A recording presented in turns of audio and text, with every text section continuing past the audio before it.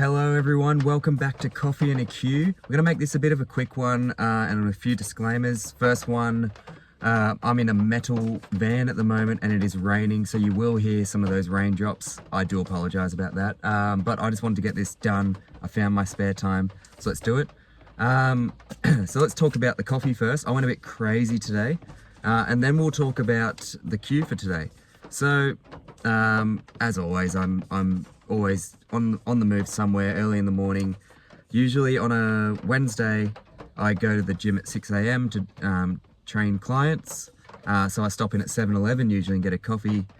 Last night I had a brutal workout. It was meant to be 5 400s at basically 1k pace or 1k effort. So like only the pace I could hold for 1 kilometer max. So you can imagine after 400 meters, you're already pretty buggered with that. And I went 2 seconds too quick in the first one, which put me in a hole for the rest of the session. So I only ended up with 4 by 400, and the rest was massive, like almost 5 minutes rest in between each one. It wasn't enough. I was on the ground after 4. It felt like I finished an 800 meter race. It was brutal. And it was the first sort of proper session towards track season that I've done all year. So yeah, that was needed. It was humbling, brutal, but that's the introduction. So the point was, I didn't just get a normal coffee today because I felt like I needed a bit of extra energy for my easy run. I had a 30-minute run today.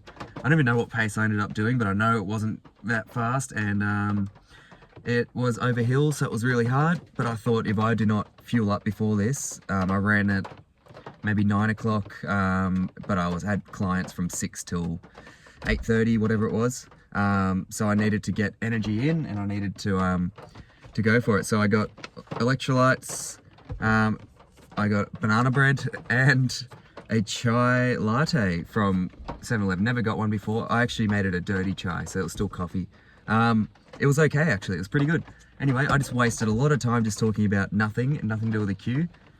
So let's talk about the Q for today. Pretty important and but sort of brief as a topic. So we'll talk.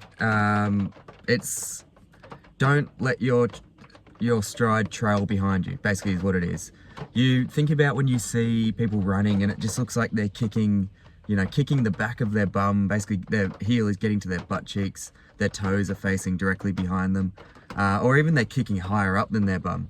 Now, it's not necessarily a bad thing, especially when you watch an elite Kenyan runner or African runner or just elite runner in general. A lot of them do have that very high butt kick sort of stride.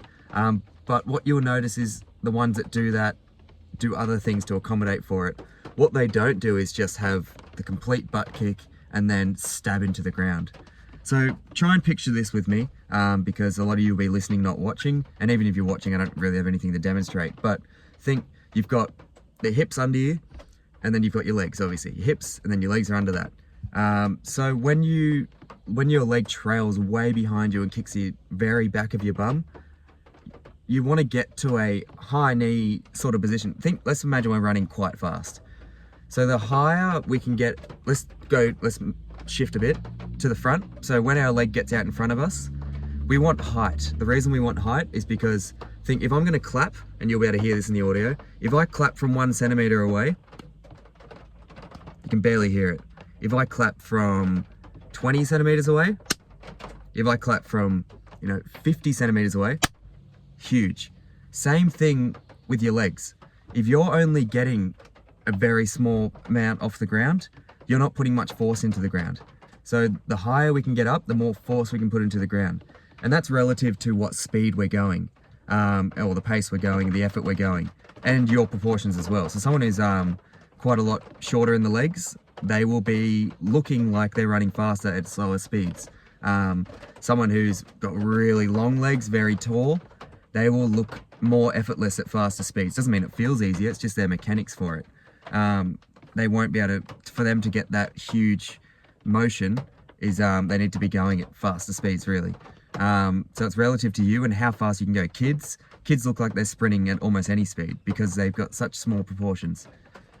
So we want to get that height off the ground when we're going faster, so we can put more power into the ground and have more time to land on a backwards traveling leg. hopefully you've listened to every podcast before this, so we know about overstriding.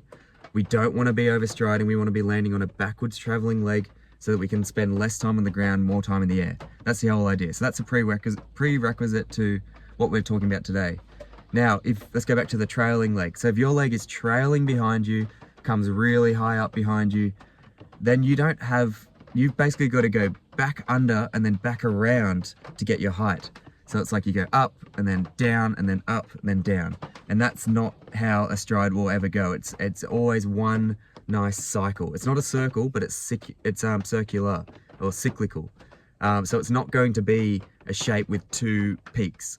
It's actually more like a kidney bean. So think it comes up at the back and then it tapers more in towards the front, but you will get that motion of height off the ground into landing on a backwards traveling leg. So if we're trailing behind, and this is whether you're going really fast where it literally goes all the way up to your bum, or if you're going slower and it is just trailing behind you and not actively coming with you, the same thing happens. You will have more time where your leg is behind you, so it'll swing through later, and then likely it'll just keep swinging through because you don't have time to bring it back to land on a backwards traveling leg underneath a bent knee. Instead, it will just keep traveling through because it doesn't have room or time to reverse. So it would end up landing out in front. So think about it when you're running, or watch other people run, take a video of yourself running. If it looks like your heels sort of just leave the ground and then just stay behind you, and then you sort of flick through and either land on the heels out in front or stab the ground from behind, we need to make a change. So let's think about what that change can be. It's basically, and I teach, it's called lift. So I've developed this over time. It used to be called pull knee strike. It was 3 motions. I've got it down to 1 cue, which is lift. Now the whole idea, and this is something that I like to teach in person and really go over it individually, but basically if you stand up straight, put your hands on your hips, I want you to think about lifting the bottom of your foot up underneath you. That is the lift. If you can pull off a lift while running, you can run properly. It's as simple as that. Now it doesn't mean that you're forcing the leg to do anything. You're just redirecting it and sort of suggesting where it should go. So because you're moving forward, there's momentum, there's natural movement, there's your natural gait.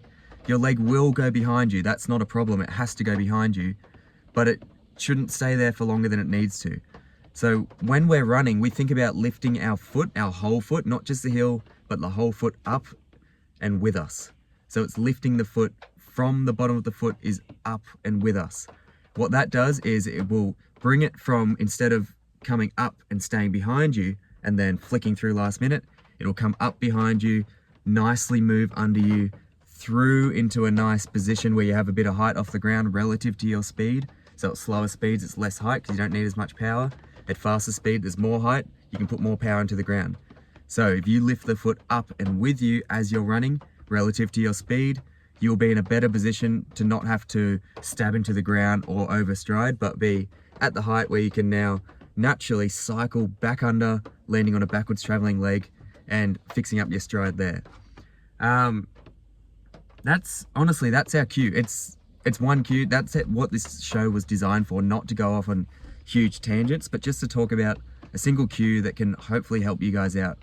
So to summarize, a trailing leg behind you is wasting energy. It's not allowing you to get into a position to land on a backwards traveling leg, possibly causing you to overstride, or just making running feel a lot harder because it's almost like lazy legs. It's just letting it go behind you. Let's redirect it, suggest where it should go, and make it get to the right spot. So we lift the whole foot up and with us, and just that simple cue alone could fix a lot of things, because what it will also do is limit that ground contact time. Because what we're thinking about, as soon as our foot hits the ground, our lift initiates. Rather than just letting the foot get on the ground, it comes along and then it just lifts up at last second. And that's my cue there because the rain is picking up. We're gonna leave it there. So thank you for watching another week of Coffee and a Cue. Hopefully you listen to this on a warm up for track or an easy run. It's only short, less than 10 minutes today, so we've done well. Send through any questions, send through topics you want talked about. Please give me feedback, I wanna hear something. But this has been great. I'll see you guys next episode.